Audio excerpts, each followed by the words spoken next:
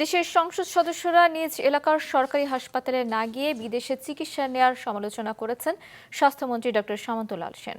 সকালে Chittagong medical college হাসপাতালে পরিদর্শনে গিয়ে চিকিৎসকদের সঙ্গে মতবিনিময়কালে তিনি এই কথা বলেন। চিকিৎসা কেন্দ্রে চিকিৎসকদের দায়িত্ব পালনে অবহেলায় ক্ষোভ জানান স্বাস্থ্যমন্ত্রী।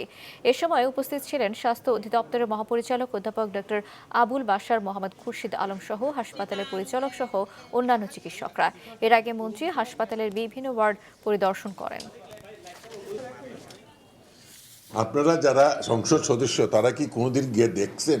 ওনারা যদি যে এলাকার সংসদ সদস্য ওই হাসপাতালে গিয়ে ব্লাড প্রেশার চেক করান, নিজেদের চেক আপ করেন, তাহলে তো হাসপাতালের মান অনেক বাড়ে। এটা তো সত্যি। ওনারা যদি আস্থাটা প্রকাশ করতে পারেন তাহলে তো সাধারণ মানুষেরও আস্থা ফিরে আসবে, মানুষ বিদেশ যাবে না। ওনারা তো চলে যান বিদেশ। সুতরাং এইটা তো আমাকে বলতে হবে।